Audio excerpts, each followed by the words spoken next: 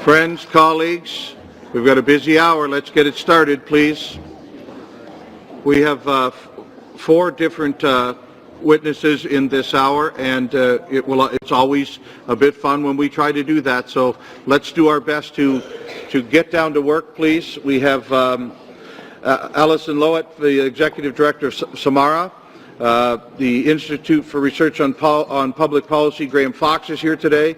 Nathalie Des Rosiers, a member of the board from the Faculty of Law, Civil Law at University of Ottawa, and Taylor Gunn from Civix. And I'm going to start from my right and work left. If you have an opening statement, please try and make it as short as you can. I'll likely flag you down somewhere near the 5-minute mark if you haven't stopped by then. So, Ms. Loat, would you like to go first, please? Certainly, thank you. My name is Alison Loat, and as the chair said, I am the co-founder and executive director of Samara, which is an independent, nonpartisan charity that works to improve political participation through research and education. Today I'd like to suggest changes to Bill C-23 that our research suggests would help realize the ambition Monsieur Poilievre set out in the bill's introduction to ensure that everyday citizens are in charge of democracy. Our concern at Samara is with the declining participation of Canadians, both at elections and in between elections. In 2011, as this committee I'm sure well knows, only 38.8% of young people voted. Should these trends continue, this will further drive down turnout in Canada, already one of the lowest among Western democracies. It's fair to assume that if only 38.8% of young people graduated from high school, we might consider this a national emergency. We should be similarly concerned with our dismal turnout.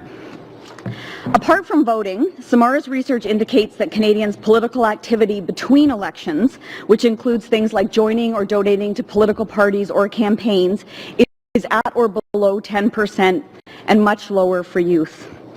This low participation is the largest problem facing Canadian democracy, and addressing it should be a paramount concern of every parliamentarian and a stronger focus of the bill.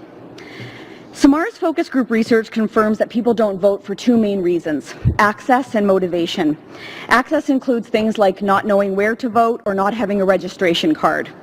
Motivation includes things like believing that one's vote doesn't make a difference or that politics doesn't matter. First, and in general terms, we recommend several changes to increase access. These are detailed in our submission and include support for provisions to oversee telephone calls to voters and suggestions for improving efficiencies at polling stations. Second, we have three specific suggestions to address the deeper problem of motivation and that seek to further citizens' participation through both multi-partisan and non-partisan means. First, enhance the role of the Chief Electoral Officer to provide and support nonpartisan public education on Canadian democracy. Elections Canada should be encouraged to do a much better job here. Given the severity of the turnout problem in Canada, a well-funded independent organization focused on engagement should be strengthened rather than eliminated, particularly given its support of programs such as Student Vote that have proven results. Second, we recommend that working with and through nonpartisan civil society organizations, Elections Canada administer an innovative funding and research program based on current understanding of what is actually effective in increasing participation and measure and report on those results. This would be a valuable resource for political parties, teachers, academics, community groups, and others who seek to address Canada's declining political participation. Third, in order to ensure that political parties fulfill the spirit of Mr. Poilievre's appeal in the House, that parties reach Canadians where they are in their communities, we propose that parties allocate a portion of the increased funds proposed in this bill toward voter education and engagement in between elections. Mr. Poilievre is correct in highlighting that parties and candidates play a critical role in encouraging participation, and no doubt that is part of why they are so generously supported with tax dollars. However, declining voter turnout, together with Samara's research, suggests that there is room for parties to improve. In a recent survey, we asked Canadians to clarify what they expect from political parties and grade their performance.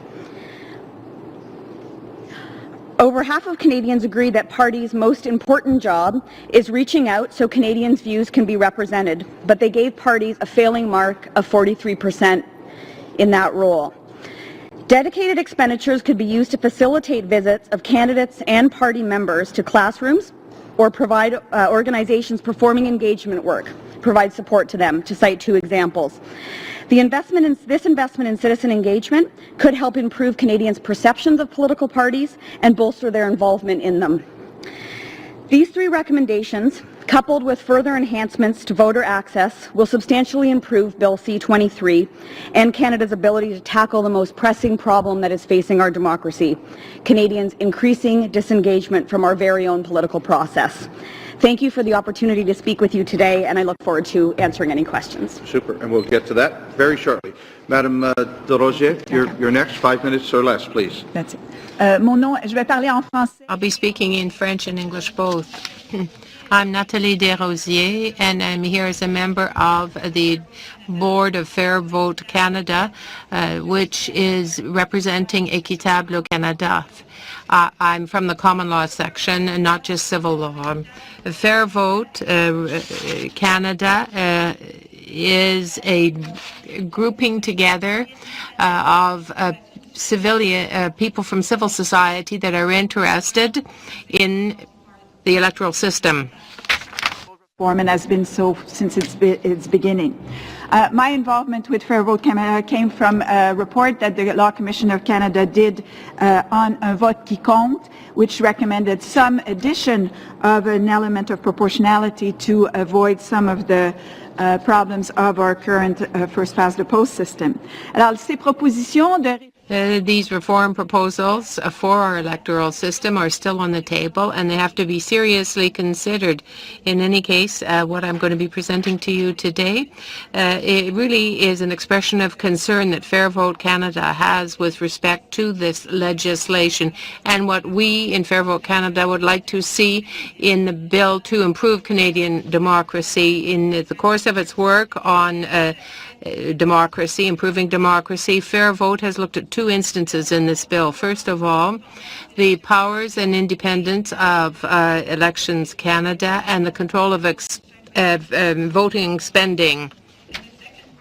Talk about is, as we said, les effets de restriction sur la restrictions on participating in the electoral system and their effect and the shrinking voter pool. Always been concerned that the first-past-the-post system, the winner-takes-all aspect, does undermine voter confidence and voter participation. It does undermine the motivation because your vote doesn't count the same. And in a sense, I think we are concerned that some of the disposition in this bill may further erode voter confidence. Certainly, I think we support the recommendations for increased power of Elections Canada to engage voters and do public education in that concern. We should encourage Elections Canada to have the power to communicate with the public widely, and in that context, I think the restrictions that Bill C-23 put on the power of Elections Canada to go out and engage into research and engage into public discussions seem unwarranted at this time.